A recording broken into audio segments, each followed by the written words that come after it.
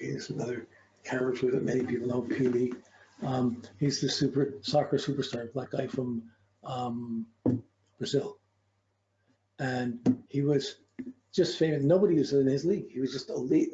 He played for four decades, and nobody could replace him. He just was too good.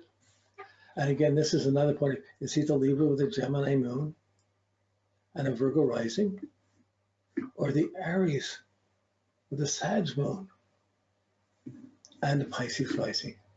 Well, I think the Aries and the energy and the adrenaline and the Sag moon really, and the pride of just being the best and having that activity and being active and winning, it was just more. He had that direct physical magic more than a rational thing.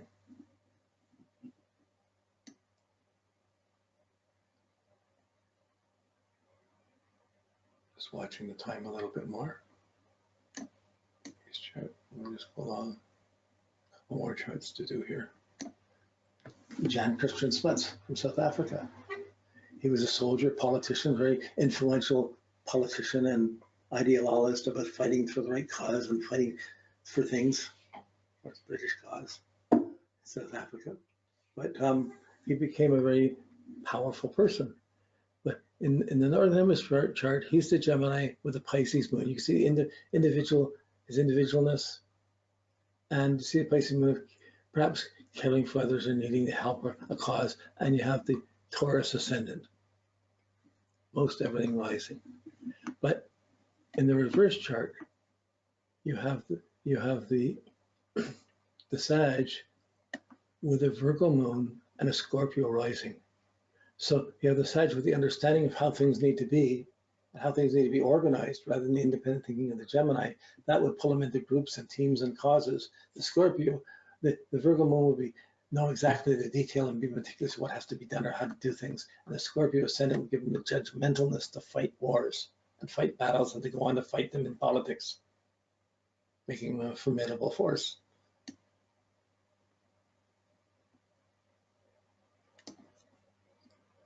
Yeah. So each of these charts, I mean, with any charts, you have to take time to get into it. And this was just going over the top to look at them quickly, but I'm trying to make this Southern Hemisphere association clearer and more realistic, so it's not so intimidating if you're across, because all the books haven't gone into this. Okay, here, see Gina Rajadasa is an Indian. He's from Brazil, but he was a very prominent theosophical writer in India and around the world. His writing went out. So he had an interesting art. He had a grand trine, he had a big grand cross. Has these very dramatic aspects. But the Northern Hemisphere chart would put him as a Sag with a Leo moon and a Gemini rising. So you can see the Gemini wanting to write, but the Leo moon's really fixed and proud, and the Sag sun, that fire would get him to do more than to write more. It's more of an active thing. When you put it to the Southern Hemisphere, it's the Gemini with the Aquarius moon and the Sag rising. Now, this is a man who wrote knowledgeably about really profound mystical concepts and became really informed about them and wrote about them and became established about it. Truly, he was a leader in his own independent thinking about this special system. So he found the special mystical system Uranus to the moon in Aquarius. He shared it with others. He didn't do it just himself. He's a Gemini, but he wrote consistently for the Theosophical Society to align with it. And he inspired many people. He had a lot of books, so a special character, but if you're not familiar, you just have to look up some of his books to see. But the Gemini writer with the air sign, the sun in Gemini, the moon in Aquarius, and the ability to write and need to express what's true, what's knowledgeable, is very strongly in his chart, in this reverse chart. Again, we changed the signs, this normal chart from the computers. Okay, now, where are we? We're going to take a few more minutes with this class. Relationships. you can't compare a northern hemisphere chart to a southern hemisphere chart. It doesn't work properly like that. When you reverse the signs, you've gone into two different hemispheres. So you have to think each person has a northern hemisphere and a southern hemisphere chart. Like I'm a Libra with a Cancer moon, but my effect in the southern hemisphere would be as I would affect people with the Aries and the Capricorn parts of their chart. They will respond to me very differently. So if I'm looking for sympathy in my Libra Cancer moon way, in the southern hemisphere, I'm going to have to be very practical because I'm affecting them in a practical way. I'm not going to get the sympathy. But we each have a northern hemisphere and a southern hemisphere chart. So when you're going to compare two charts, you have to stay in the same system. You have to compare southern hemisphere to southern hemisphere, northern hemisphere to northern hemisphere. So I have one client. She's born in Europe. Her husband was born in Australia. One kid was born in Australia, and two kids were born in Europe. Oh, try to figure out the charts for that family. Like whenever I have a son, I end up having two charts to do. So they can work either way with people in the northern hemisphere. There they had to do that with how they affected each other within the same family. So the normally in a relationship, you look at your planets and the other person's houses and the aspects it makes to the chart. And then you see how you affect that person. Or if you're looking at someone else affecting you, see where their sun is, how it affects your chart, where their moon, how it affects your chart. You put it in your house to see how they're putting their energy into your houses. So that's fine, but if you change the sign, if you don't change the signs, you're really doing a reverse house. You're not comparing it properly. You have to take the northern hemisphere chart of the person born in the northern hemisphere, and you take the southern hemisphere person. You have to do the northern hemisphere chart, and then see how that person affects the southern hemisphere. If you want to see how the northern hemisphere person affects the southern hemisphere chart, you have to convert the northern hemisphere chart into the southern hemisphere chart, into the southern hemisphere, and compare her chart, the northern hemisphere chart, from the southern hemisphere version into the southern hemisphere chart of how they affect that person.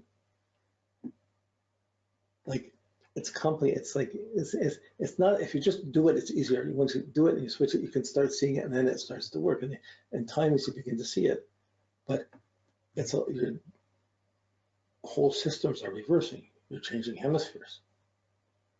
But it's really important. Southern hemisphere to southern hemisphere, northern hemisphere to northern hemisphere. You can't do one across the other. I'm a Libra here, comparing to an Aries in the southern hemisphere.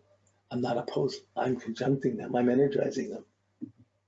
And they're being the Libra energizing me. And so, like, it's different. So this